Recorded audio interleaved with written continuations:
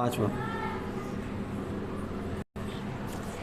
Last कह रहे if Q is equal to 4 centimetre. देखिए अब इसको पूरा ही लिखना पड़ेगा हमें कि अगर फ़र्ज़ कर लें कि क्यू कितना हो, क्यू का मतलब क्या है, इमेज डिस्टेंस।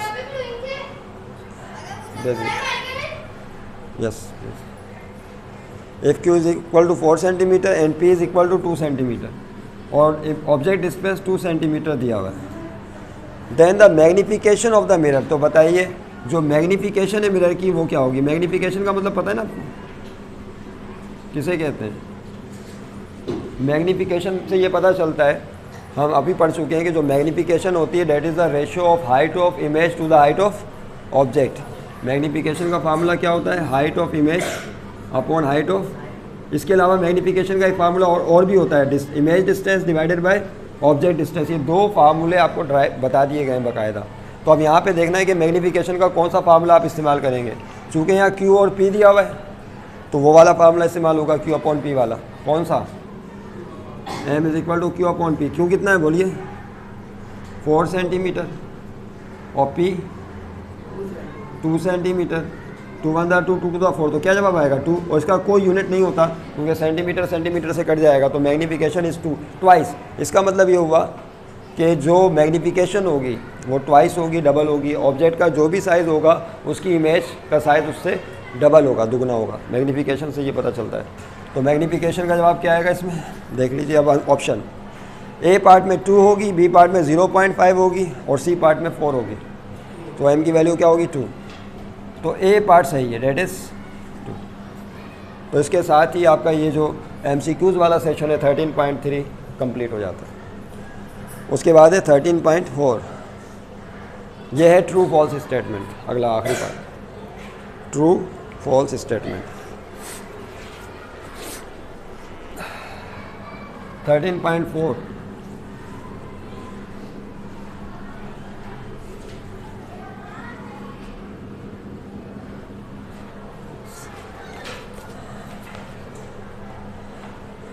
13.4 में लिखें, pick out true and false. Pick out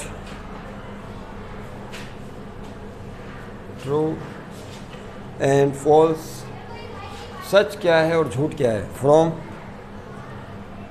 from the following sentences.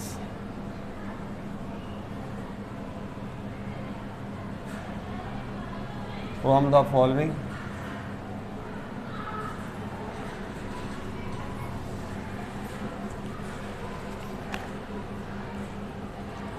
Sentences. अब देखिए यहाँ पर मैं स्टेटमेंट तो नहीं लिख रहा, आपने सिर्फ ये बताना है कि इसमें सही क्या है और गलत क्या है। इसको मिटा देते।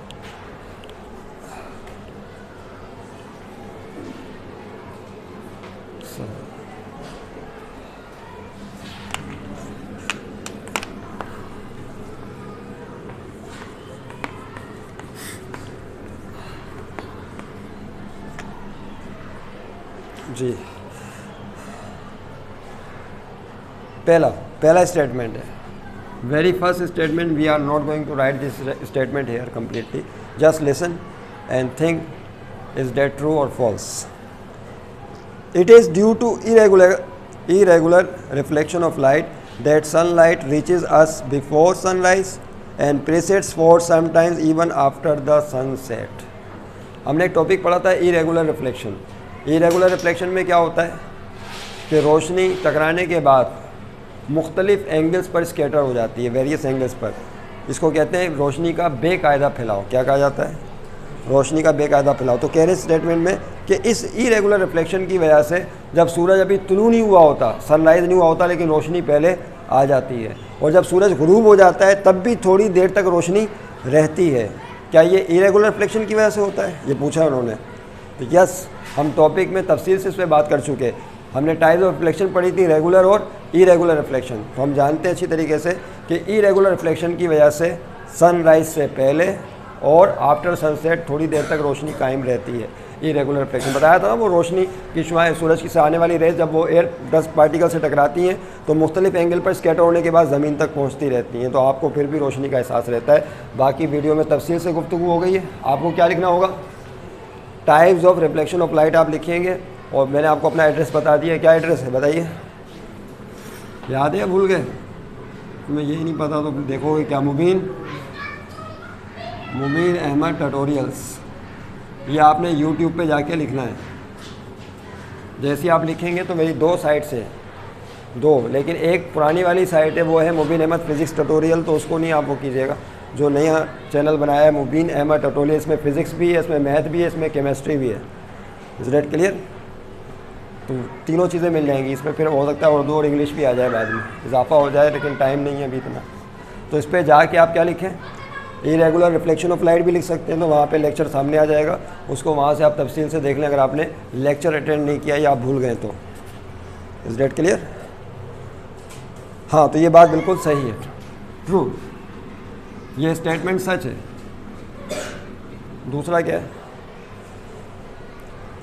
In case of a convex mirror, convex mirror के की सूरत में for all object distances the image formed is always real.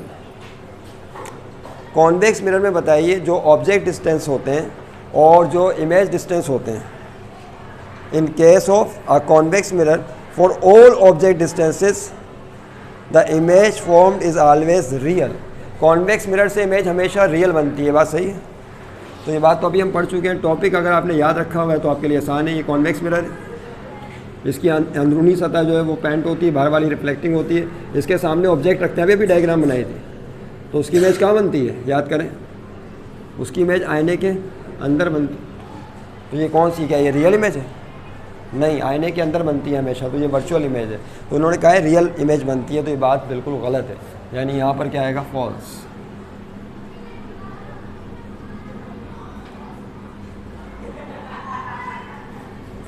तीसरा, रेज ऑफ लाइट, रोशनी की शुआएं parallel to the principal axis, जो कि प्रिंसिपल एक्सिस के पैरेलल हो, after reflection from a concave mirror, concave mirror से रिफ्लेक्ट होने के बाद डाइवर्ज हो जाती हैं। डाइवर्ज का मतलब क्या है, फैल जाती हैं।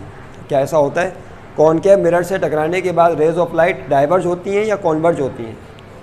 याद करें, ये इस तरह से था ना मामला। ये कॉनकेव मिरर था जिसकी अंदरूनी सतह रिफ्लेक्टिंग थी, बैरूनी सतह जो है वो पेंट थी। ये फोकस था और यहाँ पे क्या था, 12, ये फोकस और यहाँ 12। तो देखिए यहाँ पे क्या होता है, जब पैरेलल रेज ऑफ लाइट आती हैं और इससे टकराती हैं कॉनकेव मिरर से, तो क्या डाइवर्ज होती है या फोकस पर कंसंट्रेट करती हैं? और कीजिए ज़रा, यानी यहाँ पर क्या हो रहा है, डाइवर्ज का मतलब है फैल जाना, और कॉन्वर्ज का मतलब होता है एक मकाम पर आकर मिल जाना। तो कॉनकेव मिरर से टकराने के बाद ये कॉन्वर्ज हो जाती हैं, डाइवर्ज नहीं होती। ये पॉइंट ध्यान में रखिएगा। तो इसका मतलब क्या हुआ, ये बयान गलत है, फॉल्स है। डाइवर्ज नहीं होती बल्कि कॉन्वर्ज हो जाती, एक नुक्ते पर मिल जाती हैं। Number 4, if the object is placed in front of a concave mirror at principal focus, अगर किसी ऑब्जेक्ट को कॉनकेव मिरर के प्रिंसिपल फोकस पे रखा जाए, यानी कहाँ पर, यहाँ रखा जाए प्रिंसिपल फोकस पर, तो ये तो हम पढ़ चुके हैं, position, size and nature of image formed by concave mirror के अंदर। जब वो फोकस पर ऑब्जेक्ट होता है तो उसकी इमेज कहाँ बनती है, the image is formed at infinity, तो उसकी इमेज इन्फिनिटी पर बनती है। याद करें, बात सही है गलत है? जब ऑब्जेक्ट फोकस पर होता है तो आपने 2 रेज ली थी, एक प्रिंसिपल एक्सिस के पैरेलल जो फोकस से पास हुई थी, याद आया, और फिर एक रे ली थी जो डायरेक्ट पोल से टकराती है, तो जिस एंगल से टकराती है उसी एंगल से रिफ्लेक्ट हो जाती है, और टकराने के बाद दोनों रेस क्या बन जाती हैं, पैरेलल। याद करें, दोनों रेस क्या हो जाती हैं, पैरेलल हो जाती हैं। इसका मतलब है फिर कहाँ मीट करेगी, इन्फिनिटी पर मीट करेंगी रेस। तो ये बयान सही है, ट्रू। और 5वां आखिरी, इन स्फेरिकल मिरर्स, अब स्फेरिकल मिरर कॉनकेव भी है और कॉन्वेक्स भी है, the radius of curvature is twice as large as its focal length, कि जो रेडियस ऑफ कर्वेचर होता है वो फोकल लेंथ का ट्वाइस होता है, डबल होता है। अब रेडियस ऑफ कर्वेचर किसे कहते हैं, देखिए ये 2f है और ये पोल है, इसके दरमियान जो फासला है क्या कहलाता है, रेडियस ऑफ कर्वेचर, और पोल से लेके फोकस तक का फासला इसे फोकल लेंथ कहते हैं। क्या कहा जाता है, फोकल लेंथ। तो बताया था कि जो रेडियस ऑफ कर्वेचर है वो डबल होता है किसका, फोकल लेंथ का, ट्वाइस होता है। यही वजह है कि इसको एफ कहते हैं। तो आगे सेंटर ऑफ कर्वेचर को 2f कहा जाता है क्योंकि वो दुगने फासले पर होता है सेंटर ऑफ कर्वेचर। तो radius of curvature is twice the focal length. ये बयान बिल्कुल सही है, ट्रू। यानी radius of curvature is twice the focal length. तो इसके साथ ही ये वाला सेशन भी कंप्लीट हो जाता है। अब अगला सेशन है प्रॉब्लम्स का, यानी इसके न्यूमेरिकल्स हैं वो हम सॉल्व करेंगे नेक्स्ट वीडियो के अंदर। उसके लिए फिर नेक्स्ट वीडियो बनाते हैं। किसी के ज़हन में कोई क्वेश्चन है आपका?